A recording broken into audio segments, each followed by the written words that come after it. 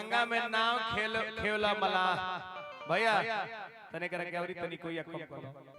एगो गंगा में नाव खेला मला को तो भगवान के रुको तार हम मरम जानत है हां वो कौन मरम जानत रहले कौन चरण कमल रज कोई सब करनी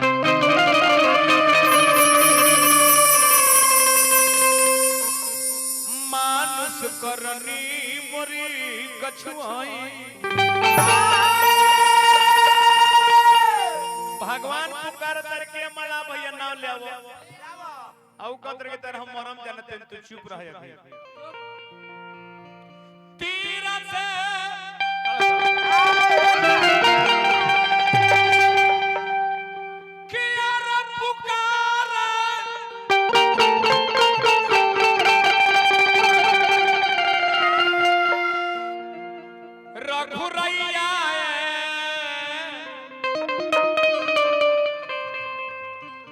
मलहवा भैया तीरथ पुकार बहुत बहुत के पुरस्कार विक्रमा भैया की ओर से हार्दिक हार्दिक प्रणाम तीरथ पुकार रघुरैया मलहवा भैया अहेला बतई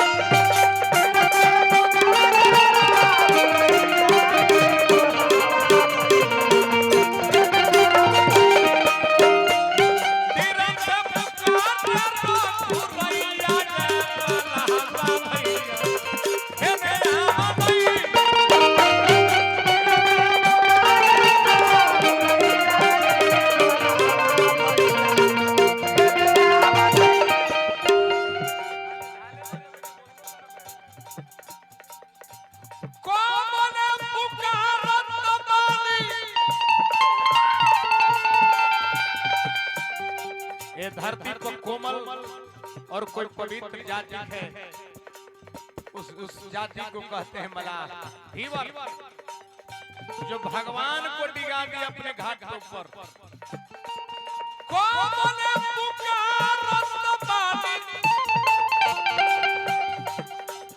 आर पटिया निहारत पानी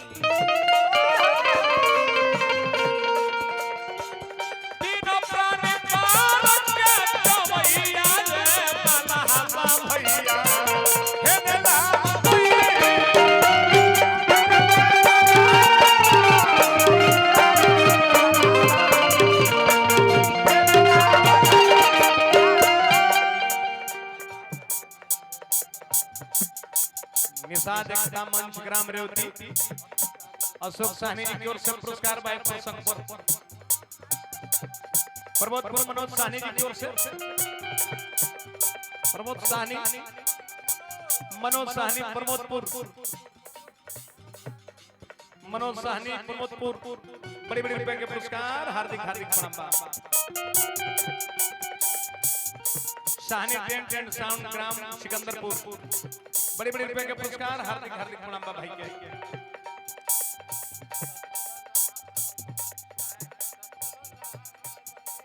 नई बस्ती शत्रुघ्न शाह जी की ओर से बड़ी बड़ी रुपए के पुरस्कार हार्दिक हार्दिक प्रणाम मनोज साहनी प्रमोदपुर जी की ओर से हार्दिक हार्दिक नमस्कार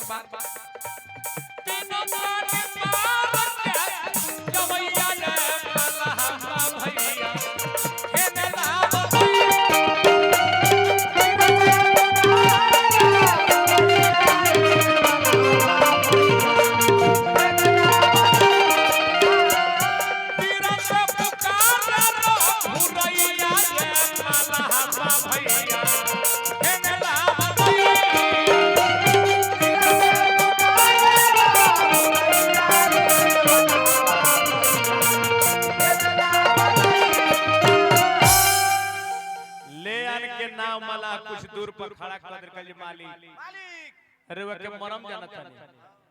अगर हमर नाम पर चढ़े के चाहत नहीं तो चरण धोवाली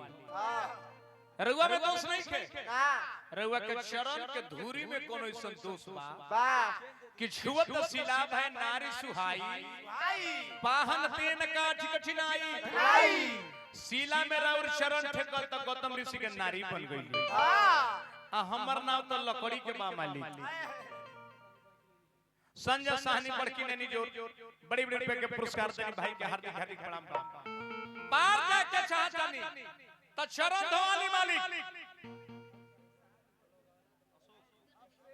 अभिषेक साहनी प्रमोदपुर की ओर से बड़ी बड़ी रुपए के पुरस्कार अभिषेक भाई के हार्दिक प्रणाम धीरज कुमार साहनी इंडियन एयरफोर्स प्रमोदपुर की ओर से बड़ी बड़ी रुपए के पुरस्कार हार्दिक हार्दिक प्रणाम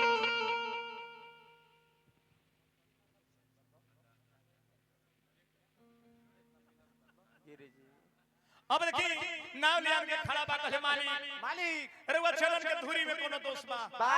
पार जाए के चाहतनी त चरण धोवाली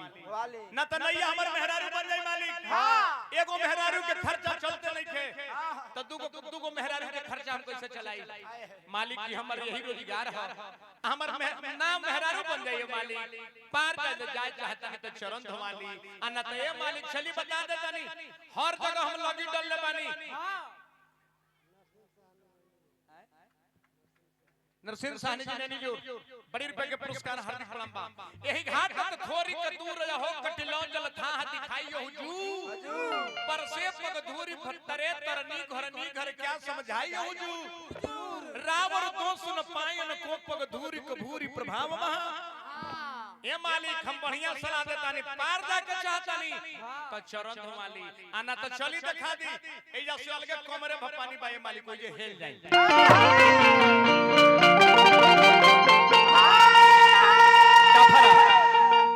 डफरा अरे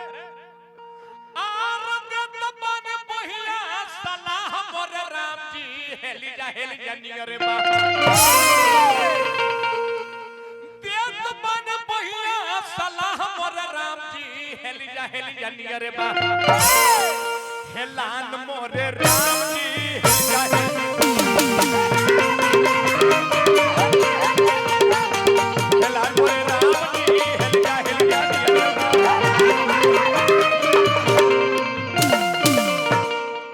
चरण धोवाली तबे नाम पर चढ़ाई देखी कितना डिगा देले दुनिया के मालिक के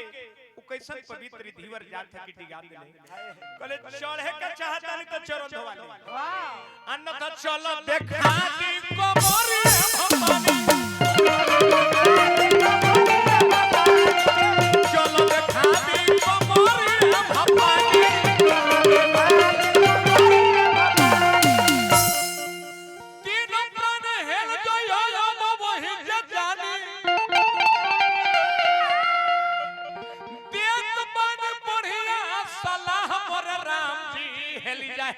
नियर बा सिवान जिला बिहार से मुन्ना साहनी भाई को पुरस्कार पर हार्दिक धन रे साहनी परिवार जय हो देत बन बढ़िया सलाह मोर राम जी हेली जा नियर बा हेलान मोर राम जी हेली जा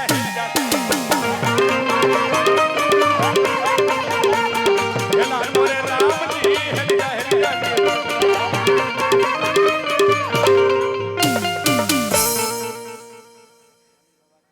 मनी बाबा खड़ा सारा गोड़ लगनी है मनी बाबा के आशीर्वाद के ऐसे बाबा जी के चेला है बाबा जी के धान खाई ले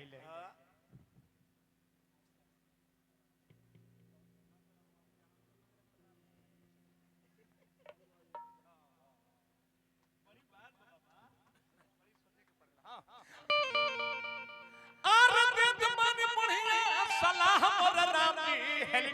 जा नियर बा हेलान मोर राम जी हेलान मोर राम जी हेली जा नियर एगो मलाह दुनिया के मालिक के कहते कि सुन मनीर साहनी प्रमोदपुर की ओर से पुरस्कार हार्दिक हार्दिक प्रणाम एगो मलाह को हतारे के सुना हम क्रिया चाहे लक्ष्मण हमरा पर बाण चला दे कबूल बा लेकिन हम कहता नहीं पार जा चाहता नहीं तो चरण धोवाई। हां आना तो चले हेलान में दिखा देता नहीं ये हिल हेलो। हां ऐसे काहे की राजू साहनी शिवपुर के धरती से बड़ी बड़ी के पुरस्कार हार्दिक प्रणाम। काहे के सुनले बानी कि सुननी हसीला आठे कोते चरता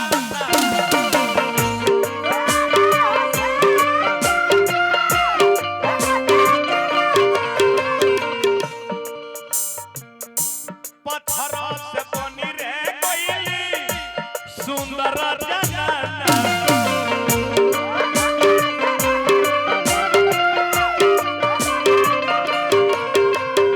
रउआ के चरण के जड़ी बूटी में दो सैसन बात धुरी में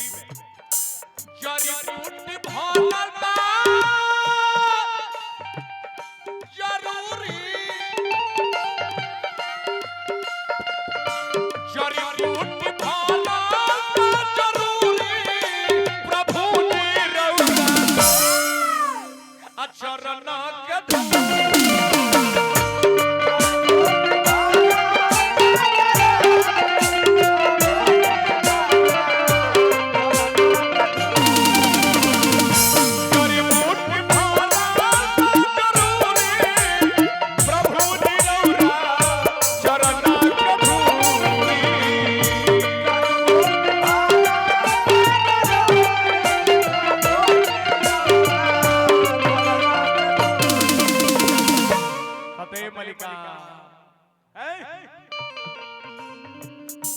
दशरथ क्रिया हम क्रिया खा के कहता नहीं अगर पार जा चाहता नहीं तो चरण धोवाई आना तो चली बता देता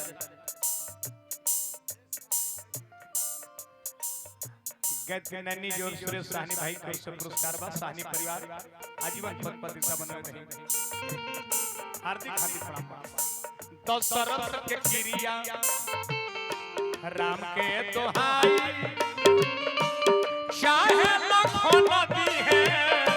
बनवा चला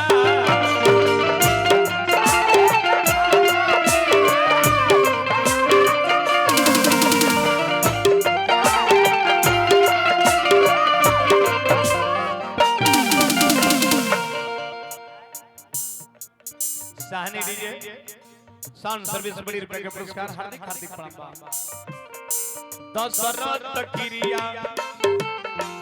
राम के दोहाई चाहे लखन दी है पान के चला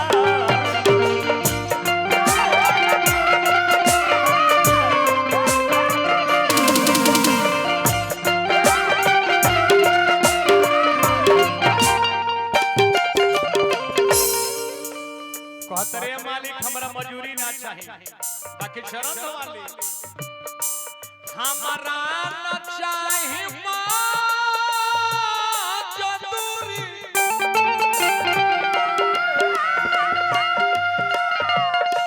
हमारा न चाहे मजदूरी प्रभु जी रउआ चरण के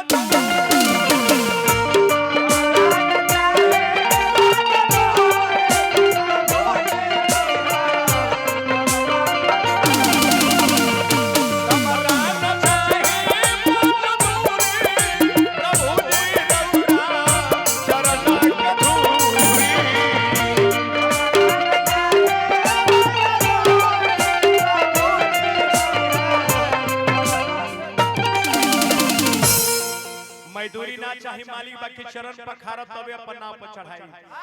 अन त हेल जाई ऐसा तो पसीन रे ना हम देखले बानी ए मालिक हमनी गंगा के किनार वाला है जा हमनी के बोली तनी हरमुठा होला मालिक बाकी भीतरे मोलायम गड़ी होइले जाए मालिक पार जाल चाहत के चरण धोवाली अन त चली बता तनी हेलाक में हेल जाई हाय रे प्रेम लपेटे अटपटे सुनी के वट के बैन अचिते जान की लखन तबो बिह से करुणा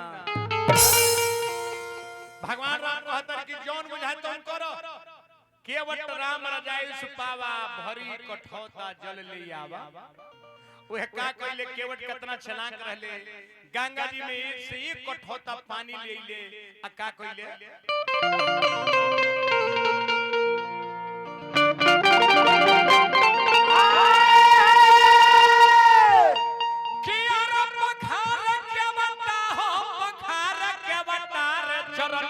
पखारे के बता तले के गंगा जल कोठो तब पनिया रे चरनिया के पखारे के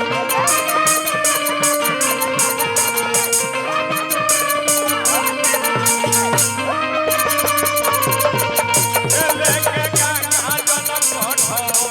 तब पनिया रे चरनिया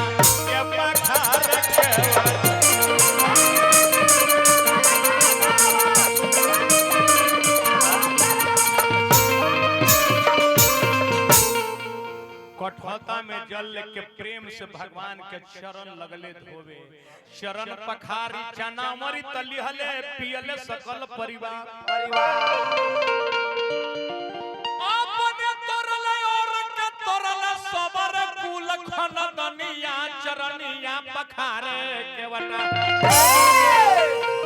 तो जग में अमर भइल बा केवट के कहानिया हो चरनिया के पखारे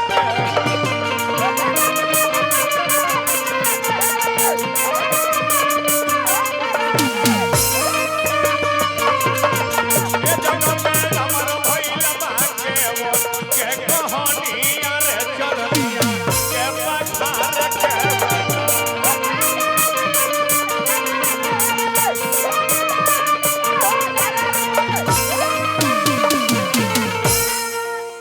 बाबूजी चरण पखार के देखिए हट कर देला सब भगवान के माने पड़ल है रे केवट जाति कितना पवित्र जाति है भगवान मान गइले ले आवो जो बुझाए तुम करो बाकी उतारा जल्दी हमरा जंगल में जाए के बा प्रेम से चरण पखार के पूरा परिवार के पियोले पूरा खानदान के केवट तार दिल कली चढ़ी वाली ना पचड़ी पहले सीता जी के चढ़ावल गइल तब लक्ष्मण जी के चढ़ावल गइल भगवान राम चढ़ले गुहे चढ़ले केवट प्रेम से पाल टान के गंगा जी के लगले पार करे कि यार नदिया में नैया रे नैया में दू